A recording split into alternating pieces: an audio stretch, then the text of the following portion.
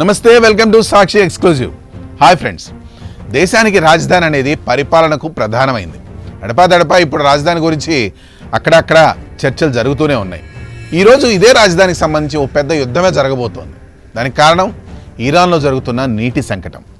దశాబ్దాల తర్వాత ఇరాన్ తన అతిపెద్ద బెదిరింపు ఎదుర్కొంటోంది. రాజధాని తెహ్రాన్ మరింత కాలం బతకలేదని అర్థమవుతోంది.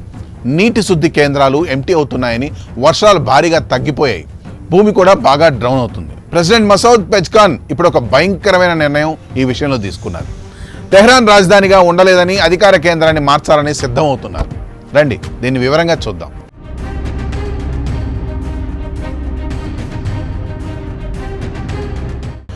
ఇరాన్లో ఇప్పుడు నీటి కొరత విపరీతంగా ఉంది. ఎంతలా అంటే ఇక కొన్ని రోజుల వరకు మాత్రమే లభ్యమయ్యే నీటి కొరతతో బాధపడుతోంది.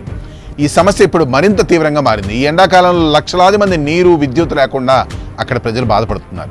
నిపుణులు ఈ విషయం మీద ఏం చెప్తున్నారంటే ఇది కేవలం వాతావరణ సమస్య కాదు, దశాబ్దాల నిర్వహణలోని తప్పిదాలు, అతిగా ఉపయోగం కారణం. గత సంవత్సరం వర్షపాతం కేవలం 140 మిల్లీమీటర్లు మాత్రమే. అంటే సాధారణం 260 మిల్లీమీటర్లు అయితే 50 నుండి 60% వరకు తగ్గిపోయింది. ఈ సంవత్సరం కూడా అదే పరిస్థితి. ఒకప్పుడు తెహ్రాన్ నీటికి 70% సరఫరా చేసే డ్యాంలు ఇప్పుడు ఎంటీగా మారిపోయాయి. నీటి శుద్ధి కేంద్రాలు చారిత్రకంగా అతి తక్కువ స్థాయిలో ఉన్నాయి. బోర్వెల్స్ కూడా కూలిపోతున్నాయి. భూమి సంవత్సరానికి 30 సెంటీమీటర్ల వరకు డౌన్ అవుతోంది. ఇది తెహ్రాన్ కింద నీరు అంతరించిపోతున్న సంకేతం. ఈ ఎండాకాలంలో తెహ్రాన్ నీటి ట్యాప్లు గంటల తరబడి ఎంటీగా మారాయి. స్టేట్ మీడియా హెచ్చరికలు జారీ చేసింది. నీటి డిమాండ్ సరఫరాను మించిపోతే వచ్చే వారాల్లో టెహ్రాన్ నీరు కూడా లేకుండా డే జీరో అని పిలిచే దుస్థితి రావచ్చు అని ఆందోళన చెందుతున్నారు. ఉష్ణోగ్రతలు 35 డిగ్రీల సెల్సియస్కు పైగా ఎగసిపడ్డాయి. విద్యుత్ కట్లు వచ్చాయి. లక్షల మంది ఇరానీలు ఎండలో నీరు, విద్యుత్ లేకుండా అల్లాడిపోతున్నారు. మరీ ముఖ్యంగా వ్యవసాయం ఈ సమస్యకు పెద్ద కారణం.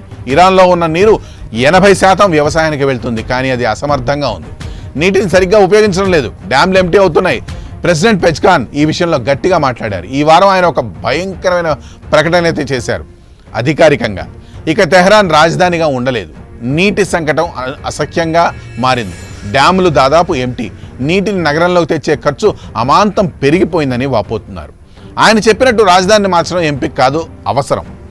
ప్లాన్ ఏమిటంటే అధికార కేంద్రాన్ని దక్షిణాన పర్షియన్ గల్ఫ్లోని మక్రాన్ కోస్ట్కి తరలించాలని.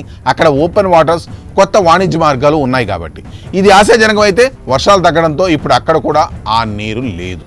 పెజ్కాన్ ఈ సంకటాన్ని పరిష్కరించే వ్యక్తికి 100 బిలియన్ టోమన్స్ రివార్డు ప్రకటించారంటే పరిస్థితి ఎంత దిగజారిందో అర్థం చేసుకోవచ్చు. ఈ కథ ఇరాన్కు మాత్రమే కాదండి, ప్రపంచానికి ఒక హెచ్చరిక. నీరు అనంతం కాదు. నగరాలు తమ పరిమితులకు మించి పెరిగితే ఒక దశలో దీని ఫలితం భయంకరం. తెహ్రాన్ ఇప్పటికే ఆ దశకు చేరుకుందేమో, అందుకనే అక్కడ డే జీరో సమీపిస్తోంది. వ్యవసాయ నిర్వహణలోని తప్పిదాలు, నీటిని అతిగా ఉపయోగించడం, ఇవి ఇరాన్ను ఈ స్థితికి తీసుకొచ్చాయి. రాజధాని మార్చడం ఒక సొల్యూషన్, కానీ ఇది సమస్యను పూర్తిగా పరిష్కరించదు. పెజ్కాన్ చెప్పినట్టు ఇది ఒక పెద్ద యుద్ధానికి మొదటి అడుగు మాత్రమే. మక్రాన్ కోస్ట్కు తరలించడం సులభం కాదు. అక్కడ రవాణా, ఇన్ఫ్రాస్ట్రక్చర్, నీటి సరఫరా కోసం ఏళ్లు పడతాయి. ఇరాన్ నీటి వ్యవస్థ పగుళ్లు తిరుగుతోంది. తెహ్రాన్ బతకడం కష్టంగా మారింది. ఫ్రెండ్స్, నీరు మన జీవనాధారం. దాన్ని రక్షించకపోతే ఏం జరుగుతుందో. మనం ఇప్పుడు నీటిని ఆదా చేయడం, రీసైక్లింగ్, స్మార్ట్ వ్యవసాయం పట్ల దృష్టి పెట్టాలి. ఇరాన్ రాజధాని మార్చడం ఒకే మార్గం, కానీ నీటి సంకటాన్ని పరిష్కరించడానికి ప్రపంచం కలిసి పోరాడాలి. మీ అభిప్రాయాలు కామెంట్స్లో షేర్ చేయండి.